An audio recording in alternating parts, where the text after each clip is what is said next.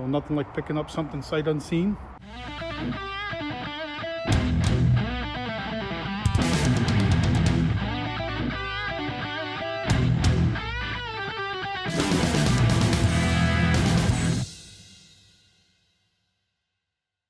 We are at the Motortrend storage lot, or it's actually where they filmed the hot rod garage, and then it's also the big storage facility. So you've seen like a lot of the Motortrend people get their vehicles out of here and get stuff. We were lucky enough to be able to get a vehicle from here. Kind of a weird story even how it ended up that I was able to get a vehicle from here. There was actually a supercharger that got for sale, or was for sale online, and then I got asked to try and figure out or whatever, because it was a Whipple supercharger that had been donated for a project, and the project never materialized or happened, but then it was being sold during the sell-off.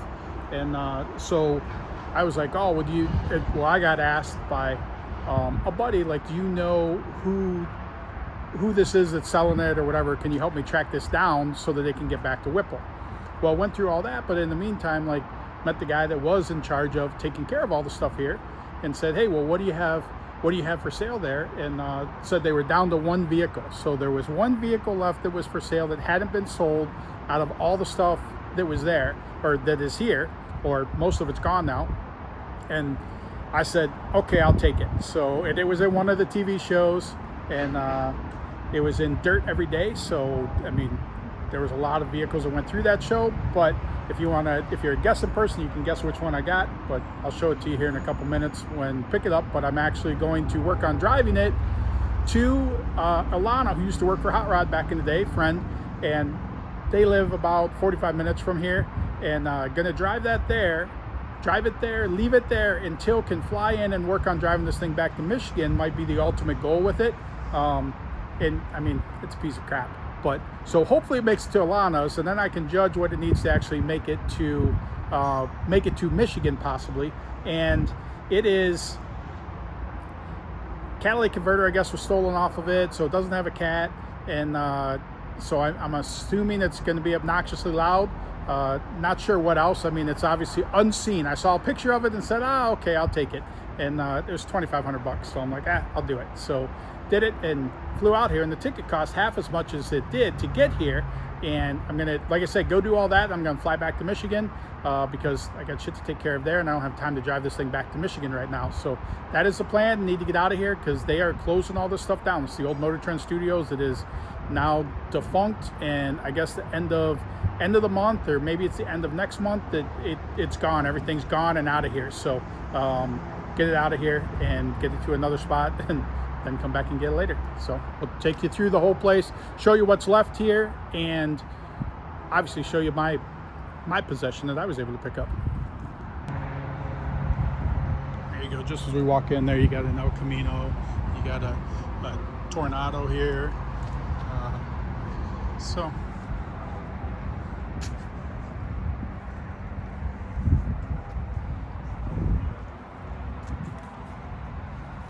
how does that drive? Sort of.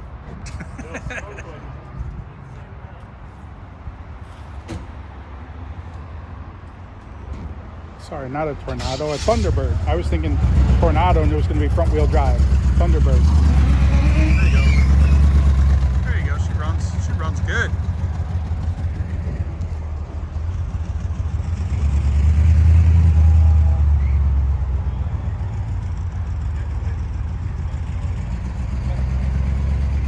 Derek's cars. Rod Dodge car. Hey, look, you got the third gen. A 2-day, $30,000 drag and drive. Sick at the Rock. Before I talk about that, let's talk about the magazine. Sick the magazine roughly 4 years ago, and we started this basically to celebrate everybody that's out there enjoying their junk. People that are out there driving their car, racing their car, and doing the stuff. And it doesn't matter whether you got a 30-second car or you have a 5-second car, that we want to always celebrate the victories of making it from track to track, or even the disasters of not making it from track to track. And what's cool about it is it's brought a community together. Like, nothing we ever expected. And that led to Sick Week, which we just finished our 4th Sick Week, and I mean 6 Summer, and we've done Death Week and 666, and I mean this year we got Michigan Miles and 6 Smokies, and all these events, like 3 of them are already sold out. 6 Smokies goes on sale in a couple weeks, and I mean it's already, with all the gases we're doing there, it's gonna end up selling out. So your thirst for adventure and notoriety, possibility of being in the magazine, is unsatiable. I don't know what the word is, but like that, you can't get enough of it. And the problem is those are week-long events. So we've always tried to, or we've been thinking about how do we incorporate into more of a traditional type drag race that we can have, and we can also celebrate drag and drive and have a good time doing it.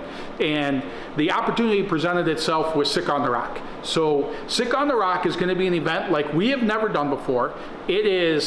We have right now 5 classes, traditional classes. There's Pro Mods racing on Friday, and then we have 5 other classes that are going to be normal race type classes. We are having a lot of them do some checkpoints and stuff because, hey, we're all about driving your cars on the street. But we're also bringing out a brand new class to that, and it is the 6 Streetcar Challenge. What's awesome about the 6 Streetcar Challenge, it's going to be a 2-day drag and drive. So it is going to be on Friday and Saturday. You are going to have to turn in 3 time slips, and 1 from each day, and then another one mystery for those averages. But rather than make it about who's going to be the overall winner or the fastest on this class or that class, we just have 32 right now categories. I mean, from anything from the fastest 4-door to the fastest with a tailgate to the fastest Chevy, like 32 categories right now that that you're vying for. And the thing is, you can stack those. Now, the other thing about it is there's money on it. Every one of those categories has a $1,000 prize on it. So maybe your car is a turbocharged V6 Chevy stick shift. I mean, I don't even know what I just said, but like that might be 4 or 5. So now you could be buying for $4,000 or $5,000 in prize money on it. And it's more like when we've done a couple of the shootouts, it's more like that, a very relaxed environment. Hey, we're at the track, your rigs are there, you can sleep there at the track in your rig if you got a sleeping quarters or at the hotel. But we're gonna give you that primary pit spot up front, like make it true drag and drive fashion that, hey, up front we've got those pit spots, your rigs will be in the back. And I mean, you can park your car in the rig or whatever at night. I mean, it's very low-key, and there'll be 30 to 50 miles or whatever checkpoint. So what'll happen is, like, once you make a pass on Friday that you turn in that time slip or whatever, like your first time slip, then you will get the checkpoints, and then you go at your convenience whenever. Like, it's kind of like a drag and drive. I mean, you get that, now those are the checkpoints, go hit those. You hit those Friday or Saturday. You just have to have them done before the award ceremony, before you turn in your final time slip, and that way you turn those checkpoints in. And it's going to be a blast, because literally we're going to pick stuff into town. It'll be maybe 30, 50 miles or whatever that you're going to drive. If you've never done a drag and drive, that's your best way to get into it, or easiest way to get into it with limited exposure, because I mean, we're literally racing at the same track Friday and Saturday. You go out and make those drives and come back. The others, if I mean you're a seasoned drag and drive guy that you're getting ready for other events and you want to test your junk and make sure the streetability and also be able to race it, that's also a viable option. There's going to be a lot of fast cars that are going to come here, but there's 32 categories that you can win $1,000 at for participating, or stack the $1,000. I don't know how many will be spread out, how many overlaps there will be that you're buying for multiple things, but it literally is going to be an epic time, and we can't wait to do it, because we think that this is a viable option for a lot of smaller tracks or different stuff where maybe a full drag and drive doesn't work into it because the track's remote or whatever reason, but to be able to do a weekend thing and build this into weekend programs at tracks. So Sick on the Rock, registration opens up for this class on Saturday, so make sure you sign up for it. And I mean, literally, it's going to be a great time. And I mean, we're expecting that, hey, a couple hundred cars are going to participate in it, and we're going to have a lot of fun at this, and it's the inaugural one, so make sure you're there. Sick on the Rock. See you there. So I am at the Motortrend garage. This is where all the cars were at one time. There were all the Motortrend cars, and I mean, got lucky enough to be able to come here, and I was able to get a vehicle. So got one, but like there's a lot of stuff still here that hasn't been picked up. Like supposedly everything's sold, but I mean, there definitely is a lot of stuff hanging around here. So obviously you got the rots in there. The place is just jam-packed with random tools and helmets, and they're cleaning everything out. I mean, end of next month everything's got to be out of here, so everything is getting, or anything remaining is getting sold off. There's another garage there. A lot of the cars have been picked up. Like obviously you got Derek's Trans Am.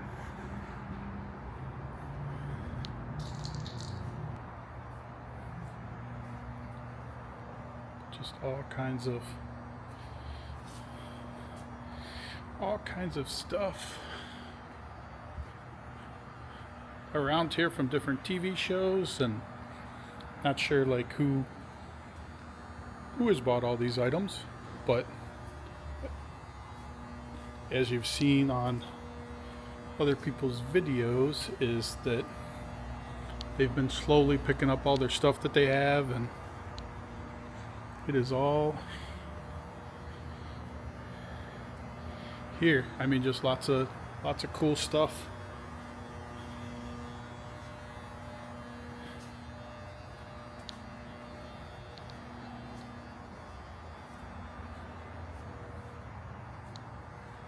Tucked in every corner, and they said at one point in time there was 150 cars here or something, like between in this warehouse here and the yard out back.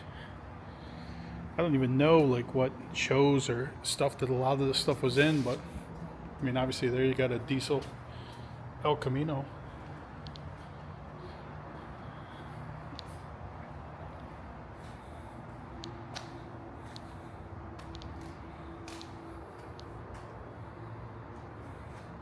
Just all kinds of cool stuff.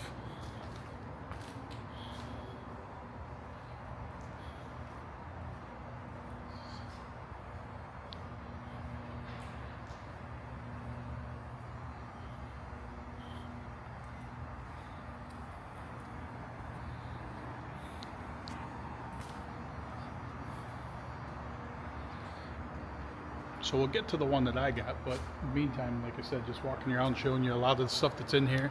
And I mean, there's just probably a lot of history in this building. Who knows how long they had this building with the stuff, but take you outside, and then there's another building that has stuff in it. There's stuff getting ready to get loaded, but like stuff like there's whatever front wheel drive deal out of whatever, what's the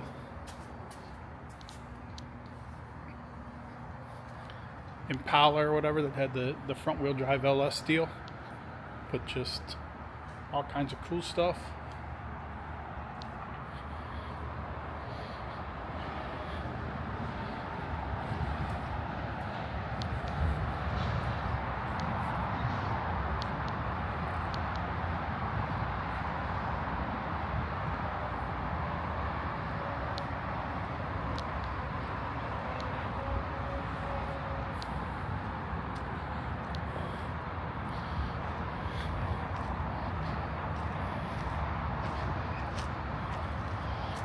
Super cool patina on that. Huh. Wonder if they said everything was sold. I wonder if that's actually sold, or if it got junked.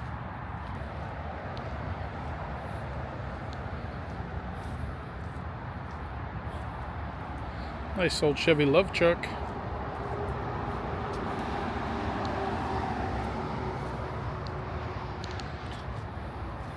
Blown motor. Notes on stuff to talk about what might be wrong with it or not wrong with it. Like I said, so much cool stuff. And this is actually from Dirt Every Day, but this is actually the one that I got. So 95 Suburban. I did think that it had a winch on here, but that winch is no longer there. Supposedly it runs and drives. I'm going to drive it to, I flew in, going to drive it to Alana's, drop it off there, and then fly home, and then come back some other time and possibly drive it home again from there, but more stuff.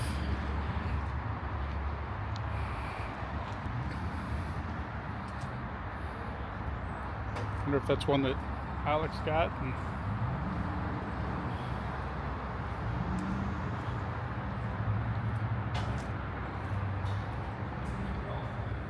then the Hot Rod Garage Studio.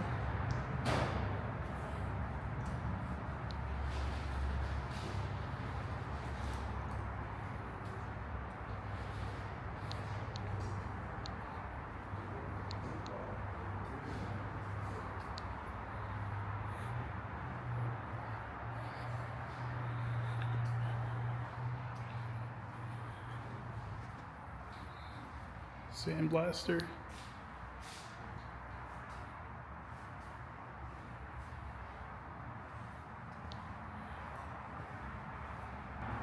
Just random stuff. Hey, you can get a Alex Taylor helmet. So a bunch of different helmets. The radiator out of something. Just basically it is just random part storage.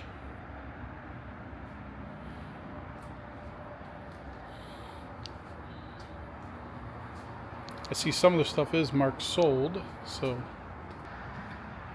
be cool if found the winch that was off of the truck.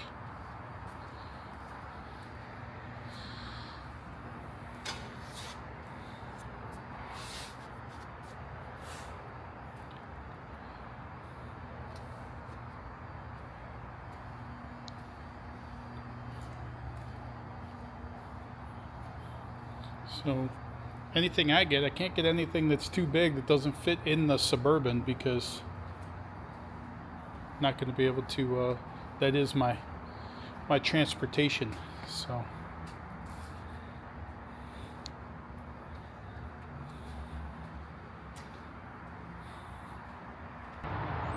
and that looks like about it with the stuff that is still remaining here.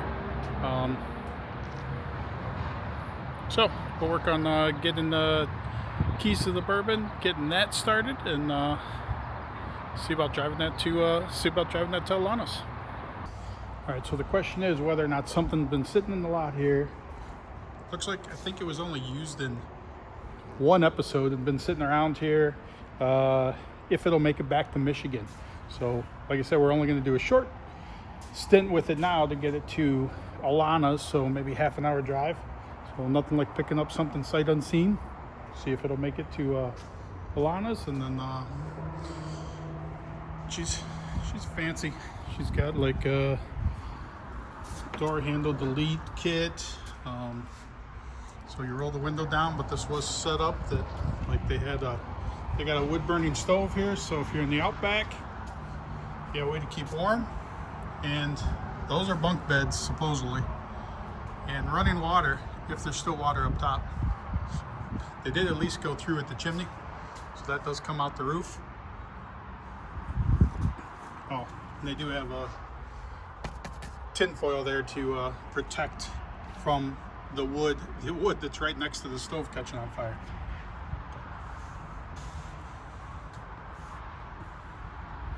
So, go on the road, get over to Alana's.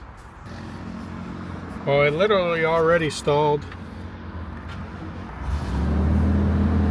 Got a 2-footed to keep her running. I'll see how far I make it.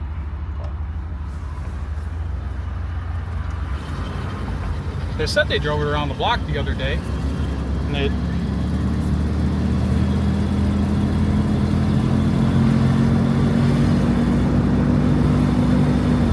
maybe she just has to run for a little bit and then she'll be all right. But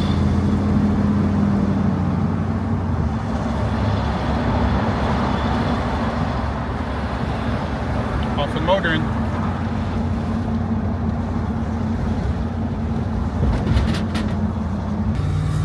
She doesn't accelerate very well.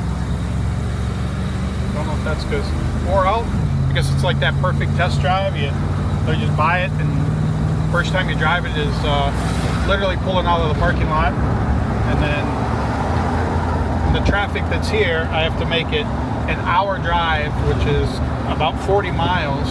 And hopefully by the time we get that far, we'll have it all figured out on exactly how this thing operates. Nothing like getting on the freeway to start the journey.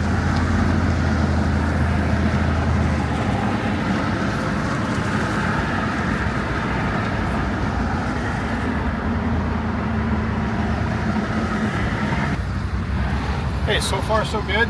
Made it to the traffic jam. Other than the steering wheel vibrating pretty good, she seems pretty solid. That's why you gotta love.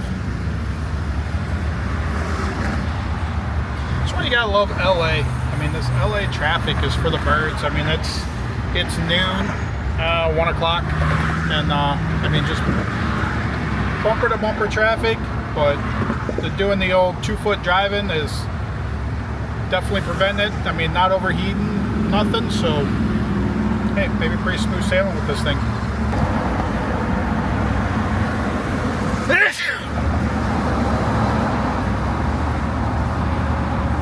Don't know if you caught that, but the overpass has a bunch of tents on it, like homeless is living up on the overpass, and but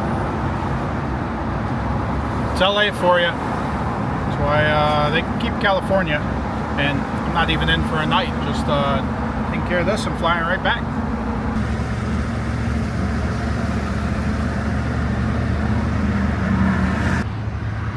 Well, I guess to get to Alana's house, I mean, I don't know my way around here very well, but I guess I have to go right through downtown because we're approaching downtown LA right now, I'm assuming, because of all the high rises.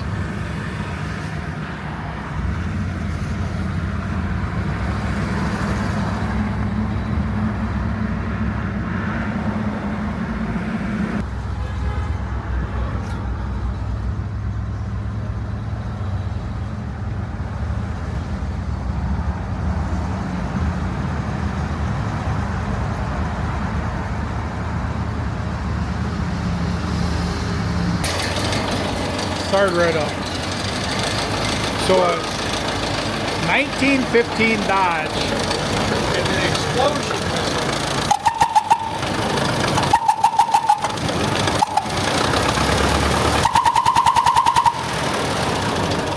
And you can see the smoke coming out of it.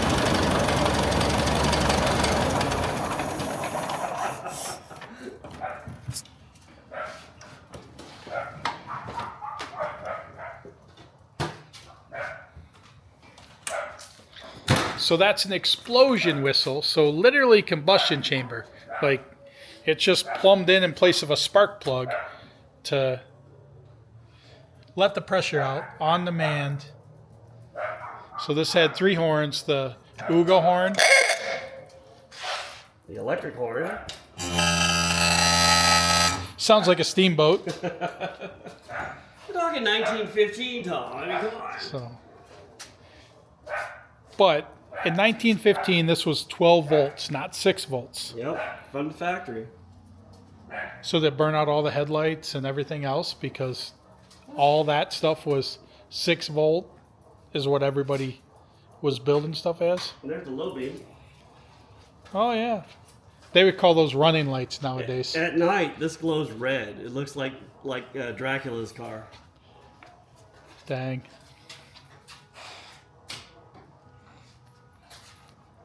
And check out his deluxe run stand. Equipped with an 8-track player. So that way when you're running engines, you can listen to the 8-track and make sure that you're entertained. That's a professional level engine stand, Tom. You're probably not used to professional items, but this is how the pros run their engines. With the beer holder. So, those who don't know, like I said, bringing the badass Suburban, which Tom is like, whatever, he is totally astonished. Not me, Tom. The other Tom. The other Tom is totally astonished by this thing because it is. I can't believe the quality of it. Like, I thought this thing was a heap, but it turns out it's like really well built. Yeah, like it's totally custom paint job. Like, I mean, they use the close snap roller with it, so therefore like the Summit logo. It's like a Summit truck. But Alana is out on assignment writing articles for magazines, so yeah, far too important for us. Yeah, exactly. So I just get to hang out with Tom and look at all the old stuff. So we went to dinner in the Willys. This one was actually in Nuremberg. Normandy. It's actually a Ford, Normandy. A Ford GPW. The Jeep people are going to be upset with you calling it a Willys. It didn't come back to America to 2006. So and it went there in 44. 42. 42. It's a 42.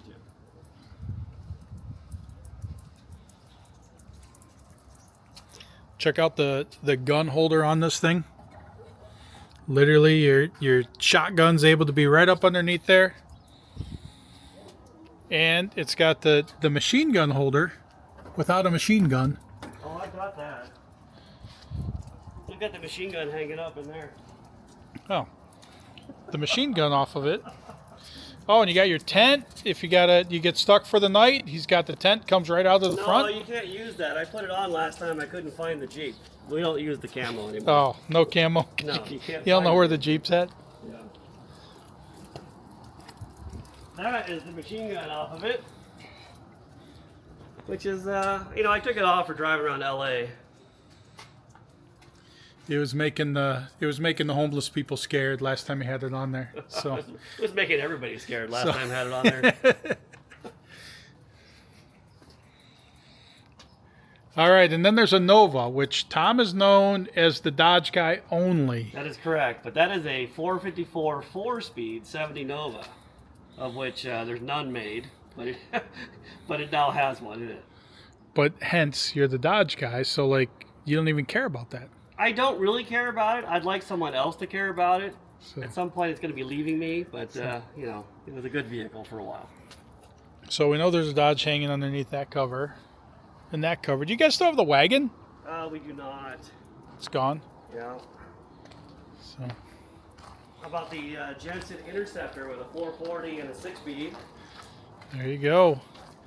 He only has that because it has a Dodge engine in it. That's also correct, Tom. You're learning the theme here. And that was the pickup truck. You drove that thing for quite a while. That's the dually. Oh, yeah, I still drive. Yeah, but now it's tucked away. Yeah. Too many vehicles. Oh, wow. Look at the jet ski.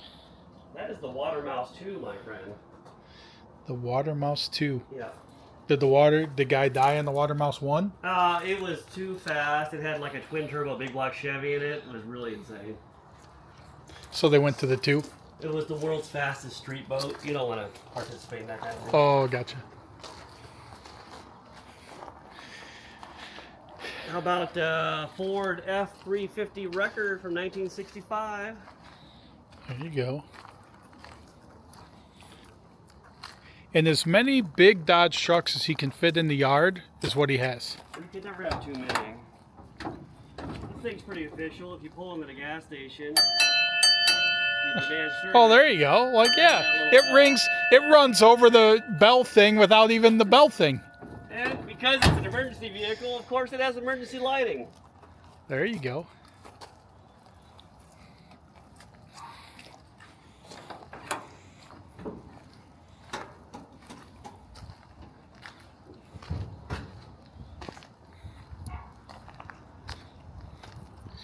So the Suburban fits right in this environment, and it'll turn Tom into a real like Chevy lover.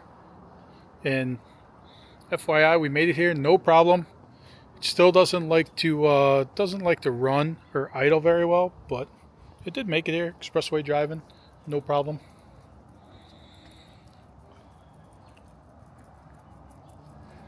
Custom paint job. That's a factory bumper, I believe, too. Yeah, they it came looks like that. unmodified. Yeah, I think they came like that. Yep. So take good care of it, because I mean that is like one of a kind paint job. So. Oh yeah, I'm gonna drive this to work. I mean, this is what my coworkers are going to see.